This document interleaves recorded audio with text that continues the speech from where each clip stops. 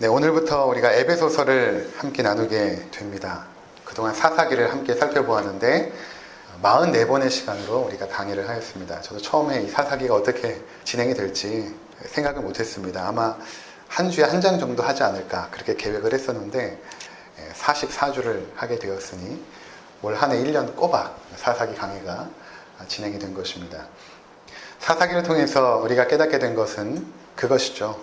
하나님이 없는 인생, 하나님을 왕으로 모시지 않은 인생은 아무런 소망도 없고 우리가 아무런 노력과 열심을 내더라도 그것이 결코 아름다운 사회를 이룰 수 없음을 깨닫게 되었던 것입니다. 사사기가 그렇게 우리의 인생의 현실, 그 처절한 그 죄악의 형편을 우리 가운데 폭로해냈다면 이제 앞으로 살피게 될 그 에베소서의 말씀은 그에 대한 해답입니다. 이렇게 소망 없는 인생 가운데 소망은 무엇인가에 대한 부분들을 에베소서가 굉장히 깊이 있고 풍성하게 드러낼 것입니다. 특별히 에베소서는 다른 고린도 전후서나 데살로니가 전후서, 또 빌립보서 이런 것과는 다르게 그런 서신들은 그 바울이 고린도 교회 문제들을 해결하려는 목적 가운데서 저술되었거든요. 빌립보서도 마찬가지고 그 가운데 있었던 어떤 교회 분쟁이나 또 파당을 짓는 문제 이런 부분들에 대해서 바울이 해결하려고 또 편지를 보낸 의도가 있었습니다. 근데 에베소서는 그런 것이 없습니다. 에베소에 있는 교회들, 특별히 에베소의 어떤 한 교회가 아니라 에베소 지역에 흩어져 있는 여러 교회가 있었는데 그 교회들에게 이 편지를 전달함으로 그들이 돌려 읽게 됩니다. 돌려 읽으면서 하나님 나라의 그 풍성한 진리들을 깨닫게 되거든요. 그래서 바울이 6장이라는 이 짧은 서신 속에서 하나님 나라의 진리를 굉장히 압축적으로 요약하여 설명을 해나갑니다. 그래서 우리가 시인들이 그렇지 않습니까? 시인들이 그 시 하나에 그 사회와 역사와 문화의 모든 것들이 담겨 있는 것처럼 그 시대의 사람들의 모든 정서들이 담겨 있는 것처럼 이 에베소서 6장에 그 바울이 간직한 그 모든 하나님 나라의 놀라운 풍성한 진리가 압축되어서 들어있다는 것입니다. 그래서 오늘도 제가 설교를 준비하다 보니까 1절과 2절을 하려고 했는데 1절, 그것도 1절의 절반 정도밖에 나가지 못했습니다. 그만큼 그 내용이 굉장히 깊고 풍성합니다. 여러분들이 이 부분을 앞으로 나눌 때에 몇 주가 될지 모르지만 예상으로는 아마 2019년 한 해가 소요되고 그 이상이 소요되지 않을까 이렇게 생각이 되어지는데 충분히 에베소서를 숙지하시고 또 계속 읽으시면서 바울이 증거한 이 놀라운 하나님 나라의 복음을 우리가 함께 은혜를 나누었으면 좋겠습니다. 오늘 1절과 2절을 제가 읽었는데 인사말입니다. 세 부분으로 나눌 수 있습니다. 첫 번째로는 발신자를 소개하죠. 하나님의 뜻으로 말미암아 그리스도 예수의 사도된 바울은 여기까지 편지 보내는 사람이 누구인지 발신자에 대해서 소개를 합니다. 그리고 나서 수신자를 기록하죠. 그 수신자가 누구냐면 에베소에 있는 성도들과 그리스도 예수 안에 있는 신실한 자들에게 편지하노니 여기 그 고대의 그 원문들을 살펴보니까 에베소라는 이 단어가 생략되어 있는 고대 사본들이 많았습니다. 물론 에베소라는 단어가 있는 것도 있고 또 없는 것도 있었습니다. 그래서 가장 오래된 사본에 에베소라는 단어가 없었기 때문에 신학자들은 이것을 연구하면서 어떻게 이해했냐면 이 서신은 특별히 에베소라는 단어를 빼고 에베소 지역에 보냈지만 그것을 받는 성도들이 그 속에 에베소라는 그 단어 속에 자신의 교회 이름을 붙여서 읽기를 희망했다라고 그렇게 결론을 내었습니다. 그것이 맞는 것 같아요. 특별히 에베소에 있는 바울이 세운 교회에게 편지를 하였지만 그 교회뿐만 아니라 에베소 전역에 흩어져 있는 그 교회들 가운데 편지가 읽혀지기를 원했던 것입니다. 그래서 원문에는 생략이 되어 있습니다. 수신자들이 에베소에 있는 성도들 그렇게 되어 있습니다. 그 다음에 2절에 보면 이것이 문안 인사죠. 하나님 우리 아버지와 주 예수 그리스도로부터 은혜와 평강이 너에게 있을지어다. 오늘 우리가 살피게 되는 내용은 무엇인가 하면 바로 발신자에 대한 소개입니다. 하나님의 뜻으로 말미암아 그리스도 예수의 사도된 바울은 이 부분을 우리가 함께 나눠보려고 하는 것입니다. 바울은 이 서신을 시작할 때에 자신이 그 사도되었다라는 것을 먼저 주장을 합니다. 내가 사도다. 누구의 사도냐면 예수의 사도이다 라고 말하고 있습니다. 이 사도라고 하는 것은 예수님의 그 사역 가운데 함께 있었던 사람들, 그리고 예수님의 죽으심과 부활하심을 실제적으로 목격하고 그 이후에 예수님께서 승천하실 때까지 함께 있었던 사람, 그들 가운데 특별히 예수님께서 택하여 보내신 자를 사도라고 말합니다. 이게 이제 중요합니다. 왜냐하면 나중에 이제 설명이 되어질 텐데 이 사도에 대한 이해가 굉장히 중요합니다. 그러니까 사도는 예수님께서 세우신 12명의 사도밖에 없었습니다. 근데 나중에 가룟 유다가 예수님을 배반하여 죽게 되죠. 그래서 그 자리를 채울 한 명의 사도를 더 영입하게 되는데, 그때 이 말씀을 보면 사도가 어떤 자인지를 우리가 분명히 알 수 있을 것입니다. 사도행전 1장으로 돌아가셔서 사도행전 1장 21절에서 26절. 이러함으로 요한의 세례로부터 우리 가운데서 올려져 가신 날까지 예수께서 우리 가운데 출입하실 때에 항상 우리와 함께 다니던 사람 중에 하나를 세워 우리와 더불어 예수께서 부활하심을 증언할 사람이 되게 하여야 하리라 하거늘. 그렇죠? 여기까지 보니까 요한의 세례로부터 그리고 우리 가운데서 올려져 가신 날까지, 예수님께서 부활하고 승천한 날까지 주 예수께서 우리 가운데 출입하실 때에 항상 우리와 함께 다니던 사람 중에 한 사람을 세우자, 이렇게 말합니다. 그리고 나서 23절부터 또 함께 읽겠습니다. 그들이 두 사람을 내세우니 하나는 바사바라고도 하고 별명은 유스도라고도 하는 요셉이요 하나는 마띠아라. 그들이 기도하여 이르되 무사람의 마음을 아시는 주여, 이 두 사람 중에 누가 주님께 택하신 바 되어 봉사와 및 사도의 직무를 대신할 자인지를 보이시옵소서. 유다는 이 직무를 버리고 제 곳으로 갔나이다 하고 제비 뽑아 마띠아를 얻으니 그가 11사도의 수에 들어가니라.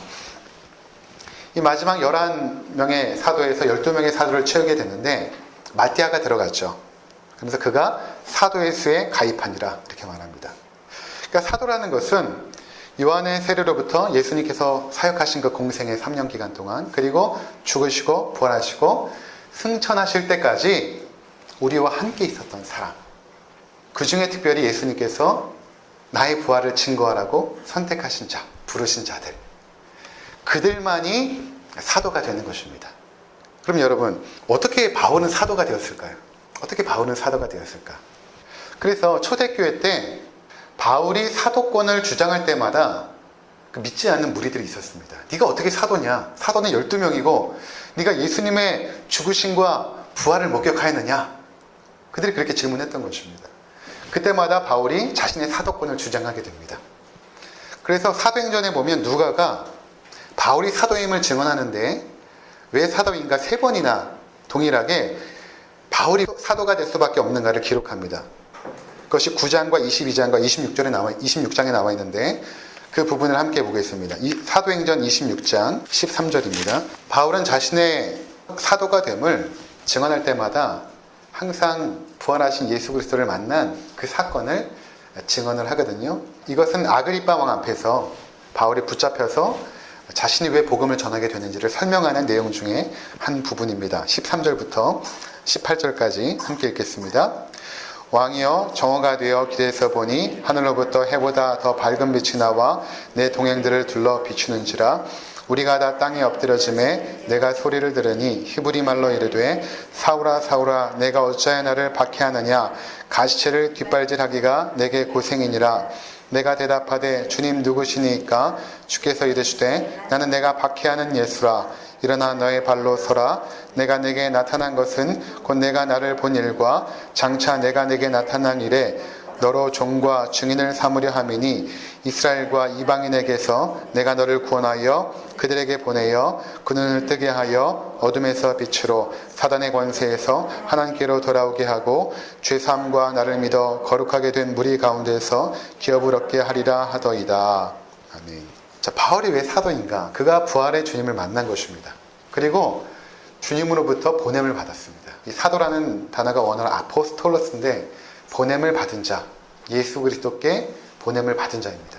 그러니까 바울은 이 다메섹 도상에서 예수님을 만나게 되었고 거기서 예수님께서 내가 너를 이방인의 사도로 보내노라. 그렇게 부름을 받아 파송되어진 하나님의 사도, 그리스도의 사도가 되었던 것입니다. 그래서 이 신약 교회에서는 이 사도가 굉장히 중요합니다. 왜냐하면 사도들의 증언만을 하나님의 말씀으로 받아들였습니다. 사도가 아닌 자들이 증언하는 것은 아무리 그것이 신빙성이 있고 믿을만하고 때로는 기적과 이사를 보일지라도 사도가 전하지 않은 것은 받아들이지 않았던 것입니다. 그래서 초대교회가 이 성경의 66권을 하나님의 말씀으로 받아들이게 될 때 이것이 사도성이 있는가를 아주 철저하게 검증을 하였습니다.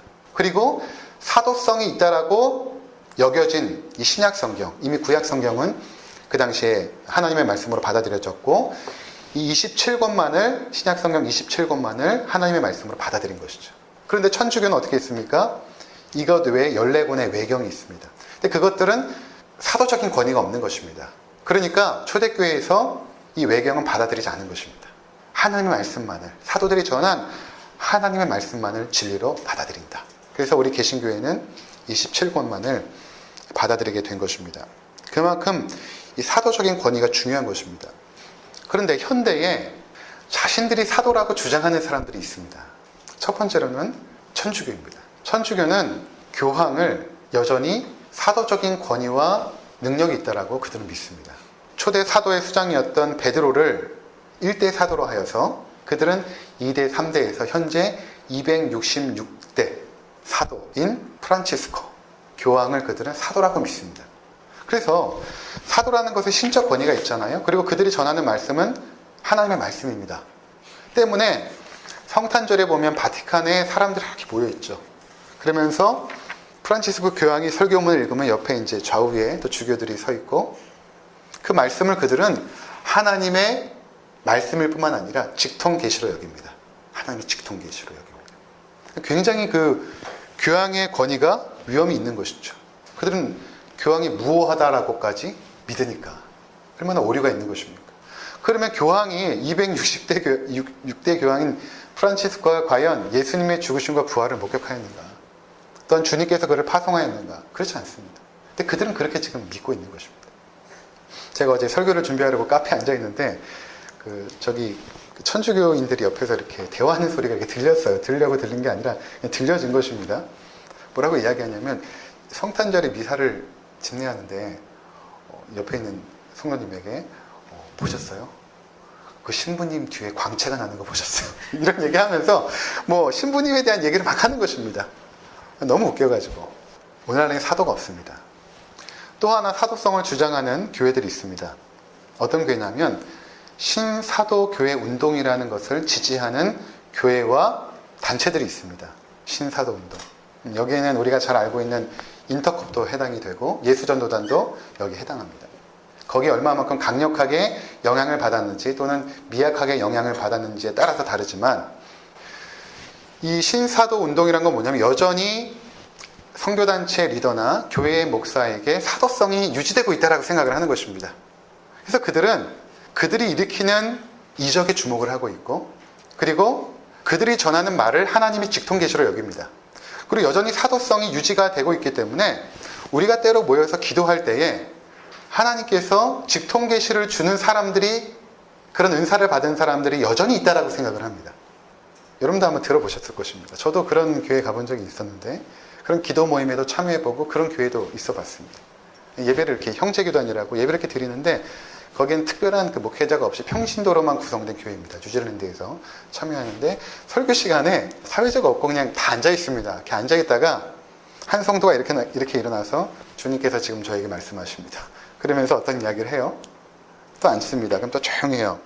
또 한 사람이 일어나서 주님께서 저에게 지금 말씀하십니다. 그러면서 하나님의 직통계시를 얘기하는 것입니다. 이것은 대단히 잘못된 것입니다. 제가 바이블 칼리지를 다닐 때에 오른쪽 맨 앞에 어떤 한 어르신이 계셨는데 항상 등산 잠바를 입고 수업에 참여하셨던 어르신이었는데 나중에 봤더니 영어를 굉장히 유창하게 잘하세요. 그리고 언뜻 보아도 굉장히 교양과 학식이 있어 보이는 그런 분이셨습니다. 나중에 알고 봤더니 한 고등학교 교장 선생님이셨어요. 그리고 퇴임하시고 뉴질랜드에 와서 바이블 칼리지에 오신 것이죠. 그분이 교수님하고 그렇게 얘기하는 그 내용을 한번 들었는데 수업 시간에 이런 이야기를 했습니다. 자신이 교회 다니고 기독교에 입문한 지 3개월밖에 되지 않았다고 합니다. 3개월밖에 되지 않았는데 하루는 교회 성도님이 한 기도 모임에 참여하라고 해서 갔다고 합니다. 가서 이제 기도를 하는데 뭐 이렇게 뜨겁게 통성으로 이제 기도를 하다가 갑자기 어떤 분이 주님께서 지금 저에게 말씀하십니다. 그러면서 어떤 예언을 하더래요. 또 동일하게 또 어떤 분이 또 그렇게 하더래요. 그래서 이분이 그것을 보고 와서 그 교수님에게 하는 말씀이 뭐냐면, 만약에 지금도 하나님께서 그렇게 직통계시로 우리 가운데 말씀을 하시고 예언을 하신다면, 저는 제가 지금 들고 있는 이 성경을 쓰레기통에 던져버릴 것입니다. 제가 그 이야기를 듣는 순간 너무 통쾌했습니다. 어떻게 3개월밖에 되지 않은 저분이 하나님 나라의 진리를 저렇게 선명하게 깨달았을까? 지금도 하나님이 말씀하신다면 여러분, 성경을 우리가 왜 읽고 왜 우리가 이 시간에 하나님의 말씀을 들어 나온 것입니까? 산에 가서 직통계시 받으면 되잖아요. 그러한 어떤 그 신앙들 또는 그런 기도 모임이 굉장히 뜨겁고 열정적이고, 때는 우리가 힘들고 어려울 때는 그런 것을 의지하고 싶지만 그것이 여러분의 삶에 전혀 도움이 되지 않습니다. 오히려 잘못된 신앙으로 인도할 가능성이 굉장히 많습니다. 지금도 그런 교회 많이 있거든요. 굉장히 주의해야 될 내용인 것입니다. 에베소서 2장 20절을 한번 보도록 하겠습니다. 에베소서 2장 20절. 너희는 사도들과 선자들의 터 위에 세우심을 입은 자라, 그리스도 예수께서 친히 모퉁이 돌이 되셨느니라. 너희는, 우리 교회죠. 교회는 사도들과 선지자들의 터 위에 세우심을 입은 자라. 사도들이라고 하는 것은 12사도, 그리고 사도 바울. 그럼 지금 사도가 없는데, 그럼 어떻게 우리는 사도의 가르침을 받겠습니까? 그것이 바로 이 성경책인 것입니다. 사도들의 기록. 그래서 우리는 이 사도들의 기록인 이 신구약 성경만을 오직 하나님의 말씀으로 받아들이는 것입니다. 사도들과 선지자들은 무엇입니까? 구약 성경. 구약의 39권. 사도는 신약 27권. 이 하나님의 말씀 위에 교회는 세워지는 것입니다. 그리고 예수께서 친히 모퉁이 돌이 되셨다는 것은 이 교회의 바로 중심이, 바로 선지자들과 사도들이 전하려고 했던 그 메시지의 중심이 바로 예수 그리스도라는 것입니다. 그래서 교회는 반드시 말씀 위에 세워져야 됩니다. 그래서 이 개혁교회가 바른 교회가 무엇인가를 고민하다가 세 가지로 이제 정리를 하였습니다. 바른 교회가 무엇인가?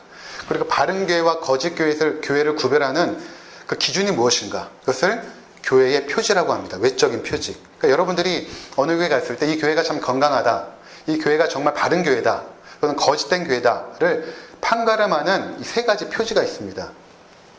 이게 웨스터민스터 신앙 고백서에도 들어있고 하이델베르그 교리 문답에도 들어있는 것입니다. 첫 번째로는 하나님 말씀의 바른 선포입니다. 말씀의 바른 선포. 하나님 말씀이 바르게 선포되고 있다면 바른 교회입니다. 두 번째는 성례의 올바른 시행입니다. 성찬과 세례가 올바르게 성경 말씀대로 시행되고 있는가. 세 번째가 권징의 정당한 집행입니다. 저 교회가 때로는 잘못들을 권징하고 치리하여서 교회의 순수성을 계속해서 유지해 나가는가.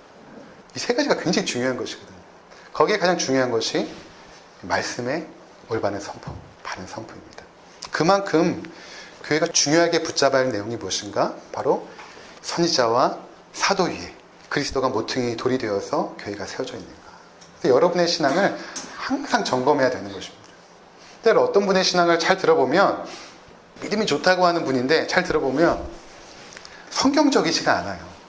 어느 믿음 좋은 어떤 분이 얘기해 준 거, 또는 어느 기도원에서 듣고 온 거, 그거를 자신의 신앙의 중심으로 잡고 있어요. 근데 많은 부분들이 성경적이지 않고 기복신앙이고 때로는 무속신앙에 가까운 것들을 제가 보았어요. 저 무속신앙인데, 무속신앙을 자기의 신앙으로 붙잡고 신앙생활을 하고 있는 거예요. 그것이 하나님을 믿는 것이라고 생각을 하고, 그렇지 않습니다. 반드시 사도들과 선지자들의 터 위에 우리의 신앙이 세워져야 된다라는 것입니다.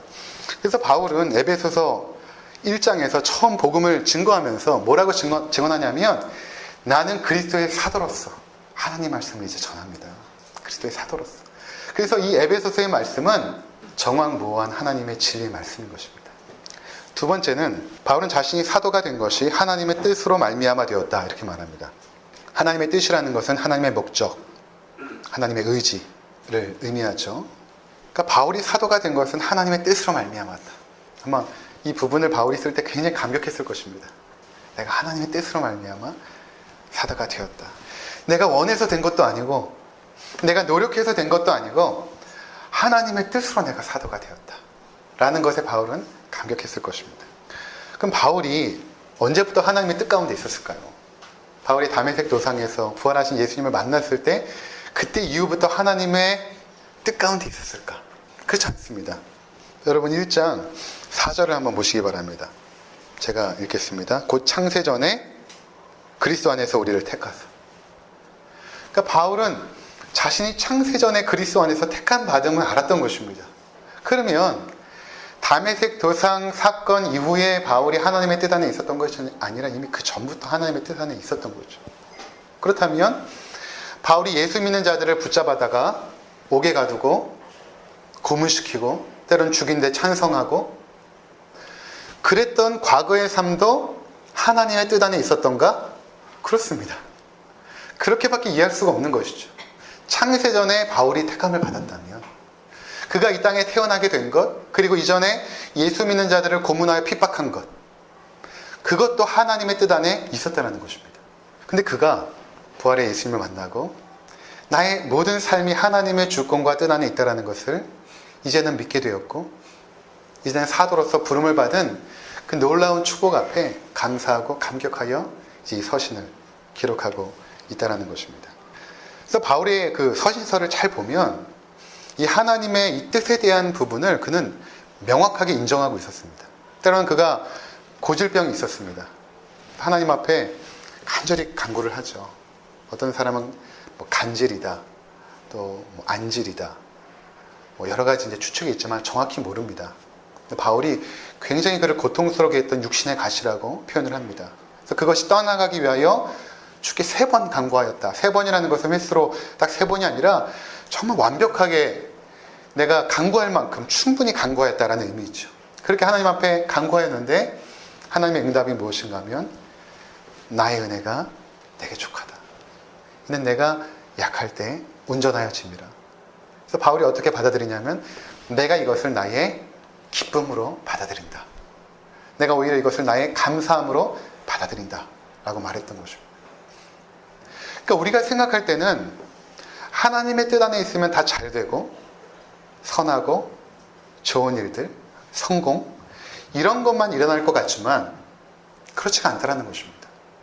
바울은 과거에 실패했던 일들, 하나님을 대적했던 일들, 예수 그리스도를 믿는 자들을 고문하고 핍박했던 일들, 그 과거의 일들까지도 하나님의 뜻으로 그는 받아들인 것입니다. 그렇다면 그럼 우리의 삶을 어떻게 이해해야 될까요? 나의 과거의 삶 가운데 부끄러운 죄악들이 있었을 것입니다. 때로는 나의 연약함으로 인하여 실패하고 실수한 일들도 있었을 것입니다. 평생 감추고 싶은 후회스러운 일들도 많이 있을 것입니다. 과연 그때 하나님의 뜻이 어디 갔냐고 항변하는 것이 아니라 그것조차도 하나님의 뜻 안에 있었다는 것입니다. 그것조차도. 그것 때문에 우리가 이 자리에 있는 것입니다. 그것 때문에 교만해지지 않고 그것 때문에 하나님의 품을 떠나지 않고 이 자리에 있는 것입니다. 때로 하나님 내 육신 가운데 이런 질병을 허락하셨나요? 왜 우리 가정 가운데 이런 아픔을 허락하셨나요? 그것도 하나님의 뜻 안에 있는 것입니다. 우리가 다 이해할 수 없죠. 그러나 로마서 12장 2절에 보면 하나님의 뜻은 선하고 기쁨이고 온전함이라고 말하고 있습니다. 그것을 우리가 하나님의 선하심으로 받아들여야 됩니다. 하나님의 기쁨의 행동이라고 받아들여야 됩니다. 하나님의 온전하심의 결과라고 받아들여야 되는 것입니다. 그래야만 우리 가운데 기쁨이 있고 감사가 회복되는 것입니다. 근데 우리는 자꾸 어떻게 하냐면 특별히 오늘날의 그 과학 문명 가운데 적응된 우리들은 우리의 사고 자체가 인과율에 매여 있습니다. 뭔가 원인이 있겠지. 내가 실수한 원인이 있었을 것이야. 내가 잘못한 원인이 있었을 것이야. 그래서 그것을 자꾸만 파악을 합니다. 거기에 자꾸만 매이는 것, 집착을 합니다. 내가 그때 왜 그랬을까? 내가 그때 왜 그렇게 결정을 하고 왜 그렇게 행동을 했을까? 그렇게 되면 여러분 감사가 사라집니다. 기쁨이 없어집니다. 자꾸만 과거에 매이는 삶을 살게 되는 것입니다. 바울은 우리가 표대를 향하여 하나님께서 부르신 부름의 상을 위하여 달려가노라. 그는 굉장히 부끄러운 과거를 가지고 있었지만 그것조차도 하나님 앞에서 그분의 뜻으로 여기고 기쁨과 감사함으로 받아들인 것입니다. 그리고 표대를 향하여 나아간 것이죠. 과거에 집착하지 않고. 내가 팔자가 사나워서 그래. 내 운명이 이렇게 지어졌나 봐. 이것은 믿음의 고백이 아닙니다. 우연히 이러한 일들이 일어난 것도 아닙니다. 우리 인생은 하나님의 뜻 안에서 그분의 섭리 가운데 인도함을 받는 것입니다. 섭리라는 것은 하나님이 목적하신 게 있는데 그 목적으로 우리를 끌어가는 그 전 과정을 섭리라고 말하는 것입니다. 그 가운데는 성공도 있고 실패도 있는 것이죠. 그 가운데는 우리의 연약함에 죄악도 있었던 것입니다. 제가 결혼을 하고 아이가 생기질 않는 거예요. 3년, 4년 지나도. 처음에는 병원에 가서 의료적인 도움을 받으려고 이제 시도를 하다가 이제 그만두었습니다. 그리고 이제 2016년이죠. 첫 번째 아이 희수를 입양하게 되었는데 그렇게 힘들지 않았어요. 아이가 없는 것에 대해서. 어떤 분들은 굉장히 힘들고 또 우울해하는 분도 많이 계신데 그렇게 힘들지 않았습니다. 왜냐하면 하나님 뜻이구나. 우리가 노력을 안 한 것이 아니라 노력을 하는데도 이렇게 생기지 않는 것은 하나님의 뜻이구나. 그러다 하나님께서 어떠한 계획을 가지고 계신가. 그래서 입양을 하게 된 것입니다. 그래서 희수와 의성이를 입양하여 양육할 수 있는 너무나 큰 은혜를 하나님께 받은 것이죠. 근데 여기서 끝나는 것이 아니라 때로는 두려운 마음과 염려들이 있습니다. 여러분과 다르게 입양 가족들은 여러 가지 걱정들이 있어요. 나중에 이것을 아이들이 알았을 때 어떻게 반응을 할까? 또 이 아이가 정상적인 어떤 임신을 통하여 출생한 게 아니기 때문에 이 아이가 가지고 있는 어떤 유전적인 어떤 질병은 없을까? 또 때로는 청소년기에 방황하지 않을까? 나중에 말 안 들으면 어떡하지? 생모가 찾아와서 몰래 데려가면 어떡하나? 뭐 이런 여러 가지 걱정들이 들 때가 있습니다. 근데 그때마다 제 마음 가운데 위로와 평안을 주는 것이 무엇인가 하면 이 아이들이 하나님의 뜻 가운데 있지 라는 것입니다. 하나님의 뜻 가운데 입양을 했다면 하나님의 뜻 가운데 이 아이들을 지켜주실 거야. 하나님의 뜻 가운데 이 아이들을 양육하시고 보호하실 거야. 하나님의 뜻 가운데 물질도 주시고 또 지혜도 주시고 키울 능력도 주실 거야 라는 확신을 갖게 되는 것입니다. 그러니까 여러분들도 마찬가지죠. 우리 삶 가운데 내가 나의 삶 전체가 하나님의 뜻 안에 붙잡혀 있다고 생각한다면 사실은 그렇게 걱정할 일은 없습니다. 아주 우리가 생각할 때 가장 끔찍한 결과일지라도 가장 끔찍한 결과. 제 삶에 가장 두려웠던 것은 무엇이었냐면 부모님이 돌아가시는 거였거든요. 그건 제가 생각할 때 이거는 내 인생에 가장 힘든 일일 것이다 라고 생각을 했어요. 근데 아버님이 암에 걸려서 한 1년 정도 고통을 당하다 돌아가셨는데 괜찮더라고요. 그래서 어떤 생각이 드냐면 어머니가 돌아가셔도 괜찮겠다. 크게 걱정할 일이 아니었던 것입니다. 우리 삶 전부가 하나님의 뜻 가운데서 운영되고 섭리되어진다면 우리는 그 흐름에 우리를 맡기고 하나님의 뜻이 어디 있을까를 물으면서 한 걸음 한 걸음 우리의 삶을 내딛는 것이 굉장히 중요하고 필요한 것입니다. 그래서 주님께서도 기도하실 때 하늘에 계신 우리 아버지 이름이 거룩히 여김을 받으시오며 나라가 임하옵시며 하나님의 뜻이 하늘에서 이루어진 것처럼 이 땅에서 우리의 삶 가운데 이루어지게 하옵소서. 그 짧은 기도문에 하나님의 뜻이 이루어지게 해달라고 기도하였던 것입니다. 그리고 우리에게 기도하기를 원했던 것입니다. 그러니까 우리 삶의 가장 중요한 기도 제목이 바로 이것이 되어야 되는 것입니다.